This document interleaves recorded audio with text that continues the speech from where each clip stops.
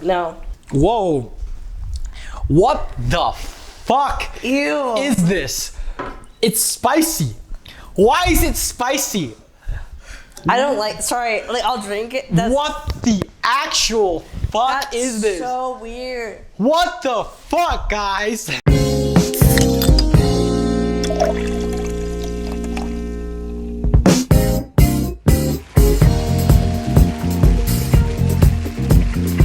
Welcome back to another episode of Beers with Peers. I'm your host, Sandia.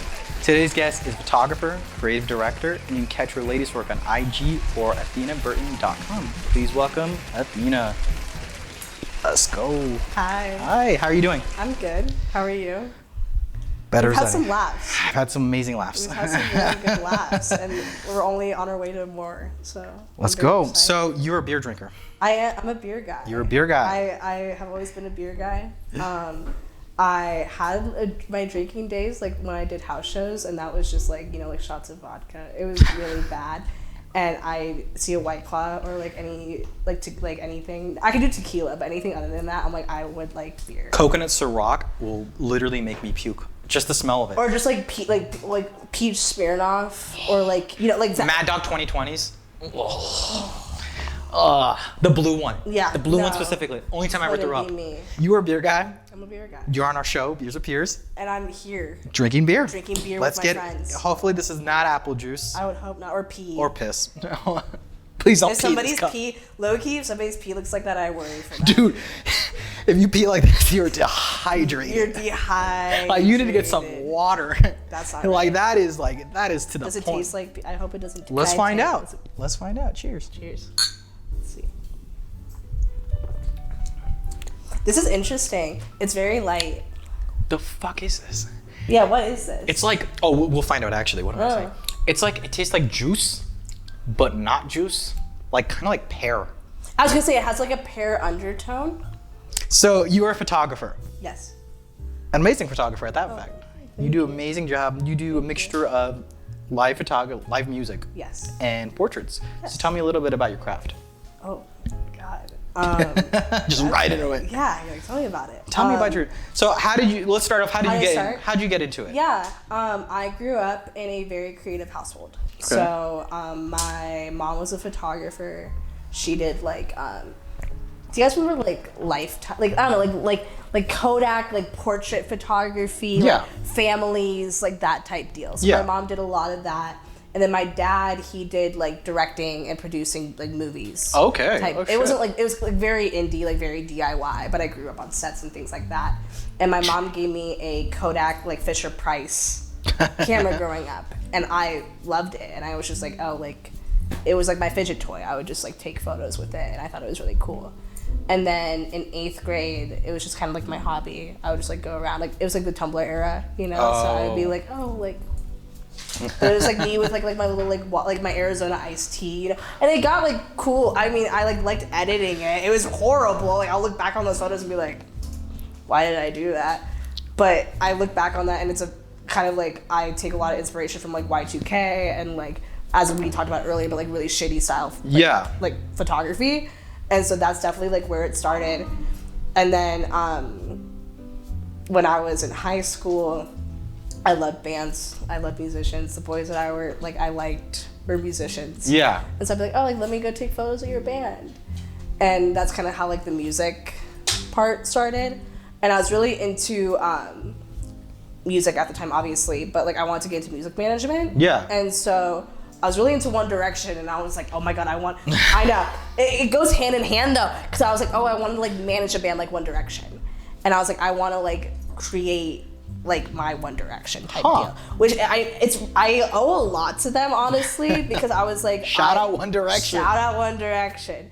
But I really wanted to just like be in that field, whether it was like the music business or like doing something creatively. And so then I just started shooting more bands. Okay. And one of my friends, his dad worked for the AZ Press, or like not the Arizona Republic. It was like The New Times? New Times. Yes, Phoenix New Times. And he reached out to me, and he was like, hey, we need a photographer for Lost Lake Festival. Do you want to do it? And I was doing like DIY shows. Like I was shooting shows at like 51 West, like Trunk Space, things like that. And he was like, do you want to shoot this festival? And I was just like, sure. Like a 3-day festival, like that's insane. And I remember shooting like Odessa and like Run the Jewels, and like it was just like a crazy like first experience to do like these huge artists. And that's kind of like how like the music side went into it. Yeah, I hated. Hold on, let me drink my beer real quick. I hated portrait photography for a while. Really? I really did, and it's funny that you like referenced that because I didn't really get into it until like. So you start off more with live music? Yes. Photography, totally. And then kind of transition to portrait? Yeah, it wasn't until quarantine that I actually got into portrait photography. Oh, so barely 2 years ago. Yes, I was very uncomfortable with it. What made you uncomfortable with it? The idea that I had to tell a subject, like alter a subject, because my thing has always been like. With shooting shows, I can't tell like a guitarist or like a lead singer. Pose this way. I'm like, hey, don't move like that. Like, don't move like that. Is it like the aspect of like since obviously it's live, you're just capturing the raw moment. Exactly. Rather than like creating the moment. Right. In the sense. And so when I started taking portraits, I remember my roommate at the time, she was telling me, she's like, okay, well, like, what do you like about live photography? And I was like, the fact that I don't have to tell somebody how to move. Because if I were to tell you right now, hey, can you pose like this, or like can you go like this, I personally don't know how your body moves. Exactly. Like I sure as hell know you don't know how my body moves. You know, like you're like, hey Athena, do the splits right now. I can't do the fucking splits. You're just like, what the fuck you want me to do? Exactly. I'm like, why do you want me to do that? And so that's the thing about portrait photography, where I was like, okay, so whenever I'm with a model, I always tell them like my process now is just like to stretch out their limbs, and I like do like a little stretch with them to get them like as like bodily like flexible as like possible. Yeah. Like, you know, and just like relaxed. But I always tell them, I'm like, move the way that your body wants to move. And it's interesting being on like a photo shoot set with me, because people always are like, oh, can you tell me how to pose? I'm like, no, just like move yourself. And like if you do look uncomfortable, I'll tell you. But that was something that I had to like work into to find my own way of portrait style. Got you. Because like it's always been a weird thing with like the subject itself. It's one of the biggest musicians you shot. I would say the biggest one that I've ever shot is Remy Wolf. I would say like in modern day, probably like Remy Wolf or Queens of the Stone, like that's like cute, like for like any like rocker. I feel like Queens of the Stone Age, like Young the Giant. Injury Reserve was fantastic. I've shot Injury Reserve like twice, and that was really cool. I don't know, like there's so like I like honestly like don't keep track anymore. But the ones that I love are like the ones that I've shot at house shows. Like I look back at the house shows that I've shot, and I'm like, oh my god, like those are fantastic. Like, well, it's such a raw feeling, especially at a house show. Oh my god, yeah. The energy is completely different from like a venue to like a house, like completely different. Yeah. And so like you're able to do a lot more there, especially because you're not grounded to that little section. Yeah. Like the photographer pit, you can move anywhere. And you go behind and no one gives a fuck. Yeah, you can be on stage. My best friends owned that. Like they were the ones running like the show. And so like, oh, I could do whatever I want. And that's actually when kind of I dipped my toes into portrait photography, was because they were like, hey, we should start like a people of the sun room. Like go up to like random people that are like partying right now and just like take a photo of them. But I loved doing that because it was just like these kids in their environment, like at the show, like at the gig, you know? And it's just like such like raw like the organic moment. Feeling, rather than like I said, the contrived feeling. Yeah, I'm like, hey, pose. Yeah, pose, like, hey, real quick, smile. And then... No, I would literally go up to people and just be like, and it was like some of the best photos I've ever taken. Oh, 100%. Yeah. 100%. Well, I'm almost done with my beer. You're crazy. I've been talking too much. I've been drinking it. No, you're good. This is really good, to be honest. They picked the beer. I have no idea what this is. It's a good one. I like this beer. They sometimes pick really shitty beers, and I'm always upset at them. And I'm like, really? Out of all the beers you pick, the thousands there. I haven't told you I was a beer guy, but I just keep chatting. And I'm just like, blah, blah, blah. That's part of the show. We're really on question 1. That was like question 1, 2, part of 3. 3. And I think I dipped into 4. You did dip into 4, kind of. Well, it's 4. Oh, no, go. I don't even know. I don't even know anymore. We're just here drinking our silly We're just here beers. drinking these beers, you know. Nothing is planned at all. We don't plan a thing. We don't do research. No. Is this the part where I make the interview? Yeah, it's the part where you start interviewing me. Yeah! So what are you doing here? What? What are you doing here? What did you start interviewing people? You're like kidding. Just like, fuck. What? You just see the sweat just like coming down. Just like, is it hot in here? The lights on? You're like. When did we start interviewing? Like a year ago? I think I started interviewing. See, now you're answering my question. And now I'm answering your question. Yeah. Now you're the interviewer. Fuck. Next thing you know, she's sitting in this chair and I'm in that chair. I'm the interviewer. And she's saying, I'm the host. Hi, welcome to the show. Welcome to Beers with Peers. I'm Athena. And I'm interviewing Beers with Peers. All of them. I'm that guy. Sorry. The bit went too far. Here we are again. Sorry, I said it as a joke, but now we're actually doing it. It's really funny. Not only am I a photographer, but I'm also a comedian. So I got to do a little bit of comedy on the side. Yeah, no, photographer, DJ, comedian. Oh yeah, you're a DJ. No, okay, sorry, it was a joke. So she's a DJ. If you didn't know, she also DJs. I love how when you told us you DJ, you're like, I did it as a joke, and now I just. And now I literally said I was like. And now I'm just a DJ. So how do you do something like that as a joke? That is my. It was just a joke. I just want to try it out. Yes. That's quite literally what happened, and my friend gave me his shitty Pioneer. Sorry, love you, Pete. He gave me like a really shitty like Pioneer deck, and like one of the buttons is broken, and he's like, "Go have fun," and I had fun, and now here I am. I wouldn't say that I'm like the best DJ ever. Like, there's a lot of other DJs out in Phoenix that I think are fantastic, and that I. What's your DJ name? I come up with 2. It's Bag or like Baaaaaggie is like one of them, and then I came up with one when I got this tattoo because I was trying to come up with a name for my guy. It's not Tiger, is it? Is it DJ Tiger? No, and so I was like, oh, like Calvin and Hobbes, like that's funny. Oh. And then I was like, oh, I don't know how. Honestly, I don't know how. Can I cuss on here? I don't know how the fuck I got this name, but I was like Calvin, and then I was like Stanley, and then it just went really weird, and then I was like Wes Anderson Stanley Cooper 360. I don't even know what to say to that. Think about that. So Wes Anderson, Stanley Cooper 360, because then you think of Anderson Cooper 360, but then you also think of Wes Anderson. It's really heavy, and it makes you think. Like, you know the band Rip Momney? It's like that, but worse. I'm like thinking of the name now.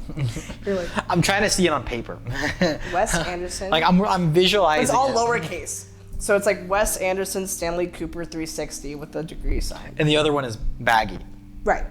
I like how it's just a complete difference. contrast. I have a bag tattoo. Oh shit, you do have a bag tattoo. My bag says bag. It's a whole brand. Your bag is the brand. Do you like bags? No. I mean, I do. I have like a bag, obviously. It started because my friend came up with a nickname for me, Big Ath. It's honestly a long story, but then it ended up being Bagooth. And now my nickname is Bag, and it's been that for like 3 years now. And so then I made my Instagram name like Baaaaaggie, and now people like will come up to me and be like, oh, like your bag. And I'm like, my name's Athena, but yeah. You call me Bag, I guess. I always wanted a nickname too when I was younger, and my dad was like, why do you want a nickname? Like, your name's literally Athena. And I'm like, and then here I am at 24. It's like, call me Bag. Bag. Bag. 3 letters. Yes. B-A-G. That's me.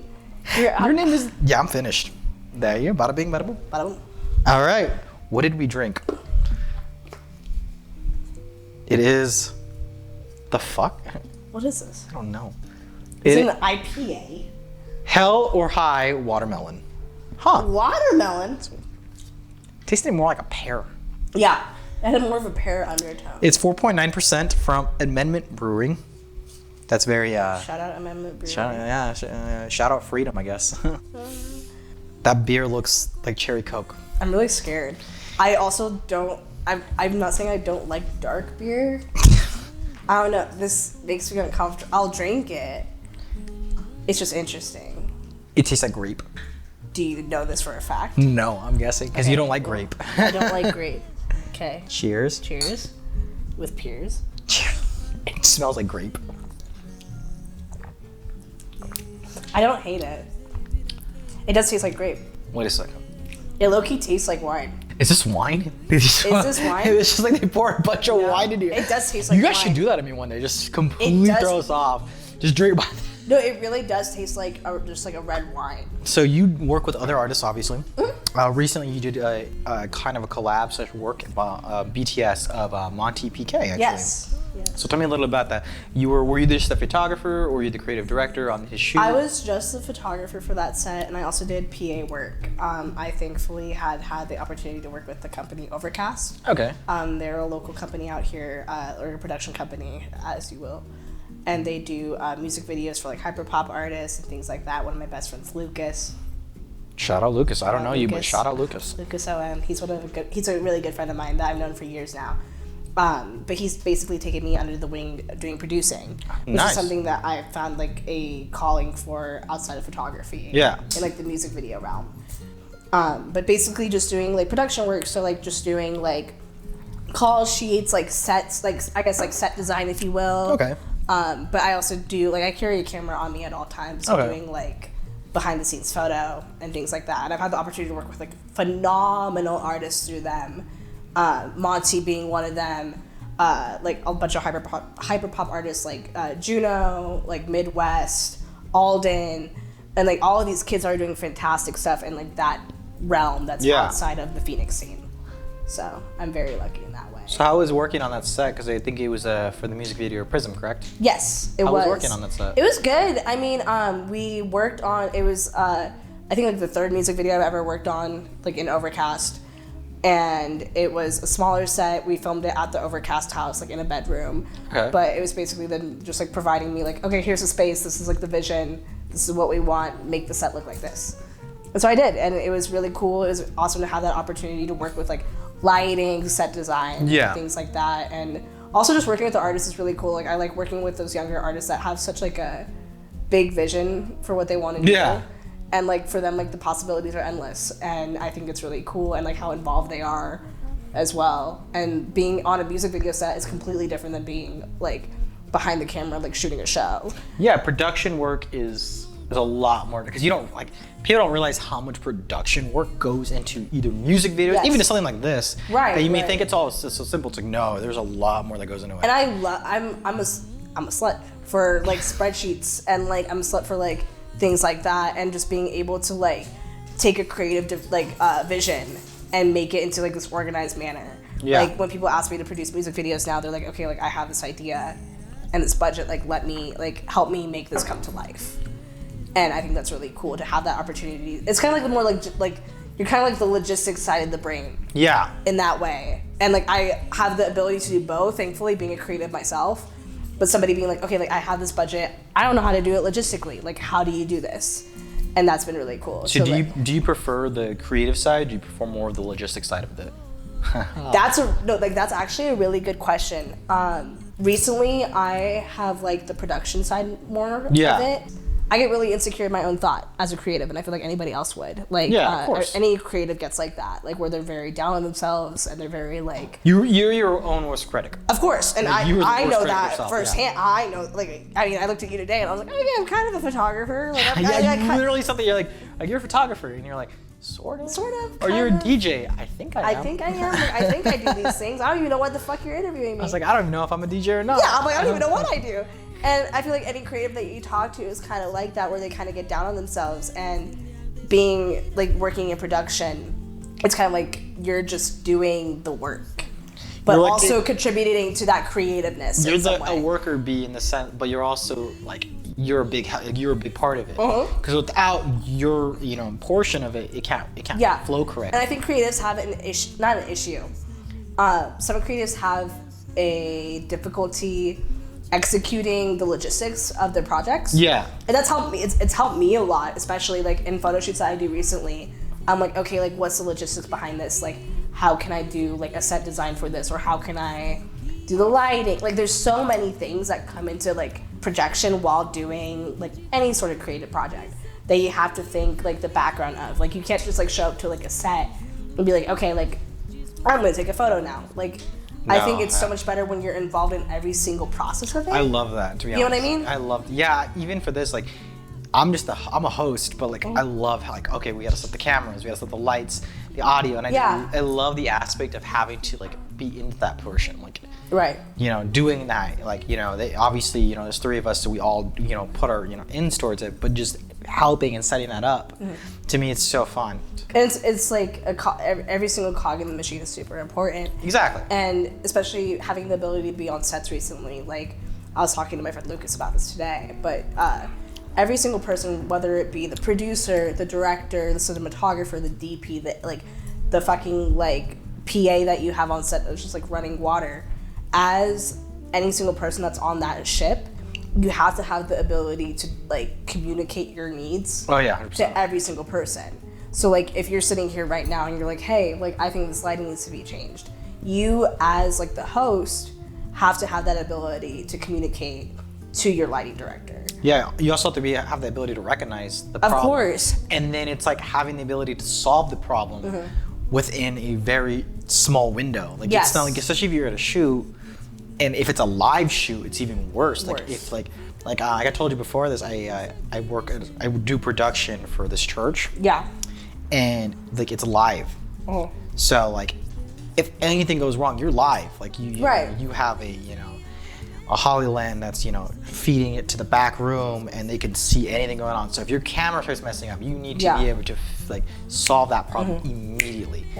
Like if you're not able to, you're just like, oh shit, like I'm like, you know, I'm out here, you know, I'm one of the main cameras. If I can't figure this out, they have one less main cam.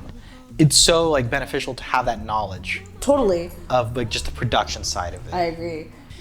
Well, let's finish these beers. Yes. Or wine. Wine. Let's finish this wine. Wine, yes. It's wine. It's not beer.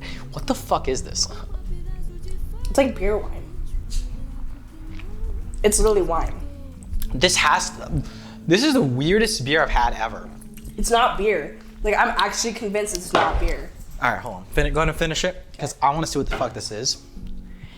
And I'm really curious on what they chose because usually it's like an IPA. It's also very comes to say like potent, not potent, like tart. It's tart to me. Like it's very like. It's like grape juice. It's like. What is this? Blue. What does that say? Blue dot, but man. Ludicrous? Ludicrous? It's literally ludicrous with a B. Ludicrous. Ludicrous? Ludicrous. What is? Can I read it? Yeah, go for it. Blueberry hard cider with Meyer lemons crafted with fresh pressed West Coast apples. So I could see that. I see the blue. It tastes like wine. What's the percentage? Does it say? 6. 6%? Yeah. That's 6%. 6%. Holy shit! That's 6? What's the next beer? It's also gluten free and vegan. What do you rate it at? I'm gonna rate it like an 8.5. An 8. I'm gonna rate 8.5. It's heavy because once again, like I'm a light guy. Like I like a light beer. Yeah, it definitely is a heavier. It's heavy. It's very heavy. I would say it's not like an IPA heavy. No, like I would say a 7 or like a 6. Honestly, like that's okay. That I would drink it, but it's just like now that I know that has like that blueberry undertone. Now you're like, huh? This is the last beer. It's a darker beer. I'm scared. Oh, sorry. Salud? Salud? No. Whoa. What the fuck Ew. is this? It's spicy. Why is it spicy? I don't like, sorry, like I'll drink it. What the actual fuck is this? That's so weird. What the fuck, guys? It's legit. That's such a what's the word? Adequate beer. Like, it's very spicy. I don't like it. My favorite beer is Orange Blossom. Like I like very like citrusy, like beers. Like I like very light beers, as you and I have talked about. And like that's like very. it's giving like a whiskey undertone. I just want to say to this, the guy behind the camera, fuck you. So as an artist, you kind of want to leave an imprint in the world of some sort. Yes. Whether, any kind of impression. What kind of impression do you want your work to leave on the world or even the community itself? I answered that question, didn't I? I'm kidding. That's a really good question. Thank you.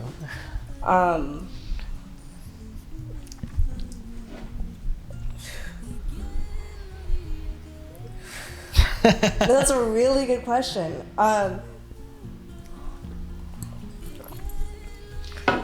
Damn. So as I told you recently, I saw Marcel the Shell with Shoes On. Great movie. I want to see it. It looks really good. I watched it for the first time when I was probably 17 or 18. But it talks about like the importance of community and like the way that being a creative, like you're focused more on the people that like care about you. So like the people like online from like these places that you've never been, like the people that you've never met, like they're all supporting you online. Yeah. And the way that we as humans like take in content like so consistently, like Instagram, TikTok, Twitter, etc. Like I would rather like make more of an impact on the people that I see like in person rather than like the people that see me online. And like talking about like, I don't know, like recently I've been studying like how to do set design, how to do like I told you, like I was taking like classing on lighting, but it's just like I'd rather focus on myself and like my community around me rather than like I don't know, like how people perceive me like I get what you mean. Online. Like you rather, yeah. And also I think that like, sorry, I mean, go ahead. But like Tempe has a great scene.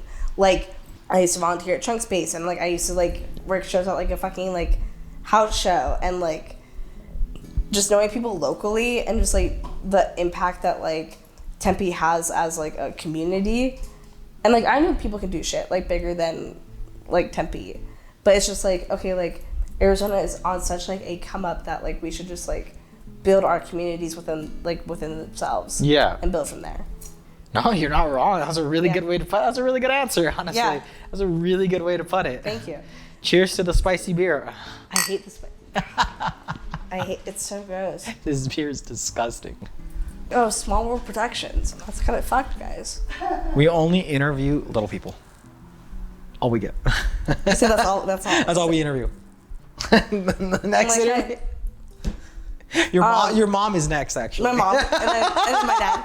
And your dad's like 6'2". And then it just ends up being a documentary about me. And then it's just like, hey guys, you've heard of Little People Before. You've heard of The Little Women. You've heard of The Little Woman. The musical. You get Athena. This is the life of Athena. And then we make a documentary. And then no, but that's like crazy. Like I was talking to my friend. So, as myself, I think a really cool thing to do would be a short film about my life, and call it The Short Film. And it's a dream that I've had, and I think it's the funniest. Why do you not do that? This is a great way to capitalize on this. Like, I think I'm gonna do it eventually, but like, it'd be so funny. That's a great. You can.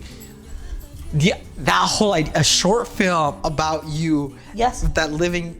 Your physical short life, right? But also two, your short life because you're only 24, right. So it literally hasn't been a long life at all. Yes, at all.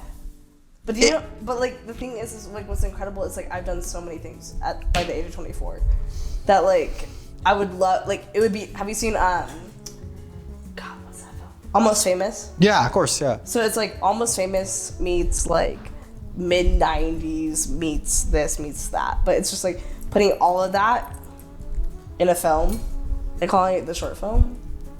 You should do that. I think that'd be that's a great idea. I think it'd be sick. That's a great idea. I've had it in the mind. I've been thinking about it, and I think it'd be really cool. You should do a just do a video of it. Yeah. Just do like a promo of it. Not even a promo. Like just do a bit, like a skit. Yeah. Of that idea, right. And just like edit it. Like 2-3 minutes and see how you like it. So then, at this topic then, knowing the elephant in the room. Speedrun questions. Okay. Go. You want me to ask speedrun questions? Yes. About your height? Anything. About anything? But anything, knowing X, Y, Z. I actually don't have any, to be honest. I have more for someone in a wheelchair than I have more for someone of your stature, to be honest. Interesting. My question, I hope this doesn't not sound offensive, is someone in a wheelchair on their driver license, what do they measure as in their height? The actual physical length. Yeah, of their body. is it because like obviously they're in a wheelchair, so they're never Right. standing up. So is it Yeah. the physical height? Like say the person, if they stand up, if someone Yeah. picks them up, and they're 5'8", Yeah. but they're sitting down, obviously like 3 foot, 4 foot, whatever. Do they measure at 4 foot or do they measure at 5'8"? It'd be their physical length. Yeah, I've always wondered that. Don't know why. Just a very curious question about that. Interesting. And I'm like, because no one fucking measured at the fucking DMV. They're not fucking, I'm gonna Right. stand you up at the DMV. Right. So I've always just questioned that. That's about it. But honestly, no, because I don't see you as like that different. Besides, you have to wear smaller clothing than me. That's it. And your driving is a little different because you have to have pedal extensions. Right. The only shitty thing I feel like is you can't reach certain cabinets, which fucking sucks. Which fucking sucks. Also, like when I remember. No, go ahead. No, when I was a kid, when I was like 5 years old. So to be honest, around the same height you were. At 5 years old, my mom made me. I had to wash my clothes at that age. That's when I started washing my clothes. So I had to, like, when it was in those washers, the old washers where you had to, it's a fucking drum. It wasn't the ones you just, shove in. So I had to like dive in there. Yeah. And I'm like, do you have to suffer that? You have to suffer that too, don't you? If it's like that, you have to fucking get a step stool, put your stomach on there, and like get the clothes at the bottom and rip them out. And I'm like, that's about it though. To be honest, though, I mean, the only thing is you have restrictions on it. I don't really have that many questions. I mean, do a lot of people have ask you questions like that? To be honest. Yeah. Like, what's your most common question about your height? How I drive, how I live like my day-to-day life. I mean, But then it's like the thing of like I see like photographers like doing the same like thing that I am, like seeing like the eye to eye like me, and I'm just like, damn, like that's just how I see myself. Like that's just a natural angle that I'm gonna get because I'm at my height. let's chug the rest of these spicy ass beers and let's see what the fuck they are.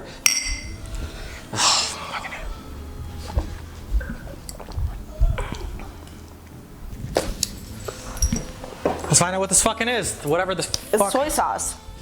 Drink a local is the top of it. We're all talking shit about this. I hated that. That was the worst beer I've ever. Sonora Spicy Ale is 6.2%. It's by Burton Brewhouse. What do you rate it? 0.1. Disgusting. Honestly, probably like a 2 in my book. It's disgusting. That was horrible. That was the worst beer I've ever. It's literally a fucking. It's fucking gross. Okay, it literally says this beer is a bit spicy, but it's not over the top. It's not like super spicy or That's anything. a lie. It's not like I'm fucking eating spicy food and my fucking nose is running, but it's not like, oh Pairs yeah. well with grilled foods, rich sauces, and pizza. My asshole. That was disgusting. No, literally. Bruh. That was horrible. That I pairs hated well that. with nothing. It tasted like I told you the story about that one person drinking like the bot. Oh yeah, the ash cup. It's like ash cup. Yeah, it's like. So. Oh my god. You rated a 1, you said, or a 0? A 0, a 1. A 0. I think Obviously, like in like the hot, like in the like in the levels, in the beer aspect. That's disgusting. In the beer aspect, I guess. In the taste of beer. Would you ever drink this again if you No. had to? No. Well, no, because my favorite's orange blossom. Like I like orange blossom. Like I could never. Why didn't you ask that for your pregame drink? I wanted Capri. You chose Capri Sun. I'm like, what do you guys want for your pre-drink? Capri Sun. So I'm like, okay, well, that works, I guess. Anyways, well, that's the end of our show. That's it. You made it through. Good. You made it through all the beers. I survived. You survived. No throw up either, which is huge. Round Round of applause. That was gnarly. I would say I survived. I'm really proud And you of even myself. didn't throw up during the shitty beer either. You almost I'm a beer did. guy. I'm a beer guy. You're a beer guy. We didn't get any of those right except one. But we're We're beer guys. But we're beer guys. I do a show about beer. Beers for peers. She drinks beer on the reg, so we're beer guys. Beer guys. No one's blossom, but I'll treat myself to that later.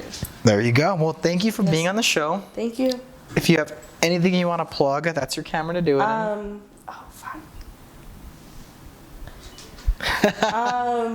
Damn. Lucas OM. Elier English. Fucking. Who else? I don't know. If you're making out, fucking breakup shoes. I don't know. Like, support the people around you. Support everyone in Tempe. Support like everyone in Phoenix. Fucking just like the artists that you surround yourself by, because I feel like everyone that you look at day to day and everyone that you look at like that is super creative is going to do something really big one day. And you should always bring up the friends that aren't in the room, and like bring up like the artists that aren't in the room that you value, because that's really important. So like, I don't know, however you surround yourself by. Support your locals. Support your locals, and that's really huge, especially in Arizona. So. Well, thank you once again for being on the show, and Thank you. We'll see you next time. Bye. Beers for beer.